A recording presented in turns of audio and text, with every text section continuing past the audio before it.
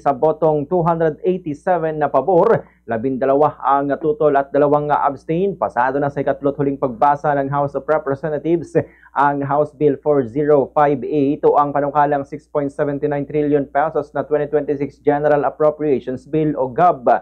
Ang inaprobahang panukalang budget ay isusumite sa Senado at kapag naipasa rin ito roon, may susunod na ang Bicameral Conference Committee upang pagtugmain ang mga bersyon mula sa dalawang kapulungan. Isa sa mga paunahing pagbabago sa 2026 budget ay ang pagbabawas ng pondo para sa Office of the Vice President o OVP.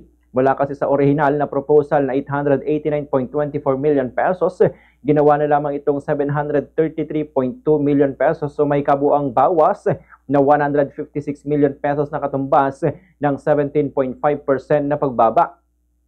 Ang bagong alokasyon ay kapareho ng budget ng OVP noong 2025. Isa pa sa mga pagbabagong ipinatupad ay ang pagtanggal ng 35 billion pesos na halaga ng mga infrastructure projects mula sa unprogrammed appropriations para sa 2026. Layunin ng hakbang na ito na maiwasan ang posibleng maling paggamit ng lump sum funds. Ayon kay House Committee on Appropriations Chair at Nueva Ecija Representative Micaela Swansing, ang hakbang na ito ay rekomendasyon ng komite at inaprobahan ng Department of Budget and Management o DBM.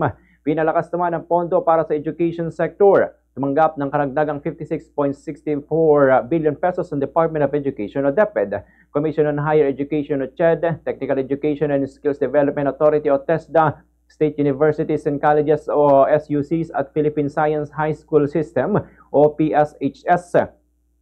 Sa kabuuan, umabot sa 1.36 trillion pesos ang 2026 budget para sa edukasyon, katumbas ng 4.36% ng GDP. Nakatanggap rin ng dagdag na 92.57 billion pesos ang health sector, kabilang ang Department of Health o DOH at PhilHealth.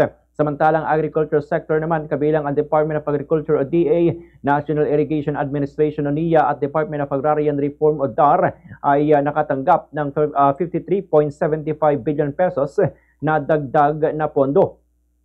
Ang karagdagang budget para sa mga nabanggit na sektor ay nagmula sa 255 billion pesos na budget na tinapyas mula sa Department of Public Works and Highways o DPWH, partikular sa mga proyektong kaugnay sa flood control. Sa nasabing halaga, 202.96 billion pesos ang inilipat sa sektor ng edukasyon, kalusugan at agrikultura, habang ang natitirang bahagi ay ilalaan naman sa iba pang mga ahensya ng gobyerno.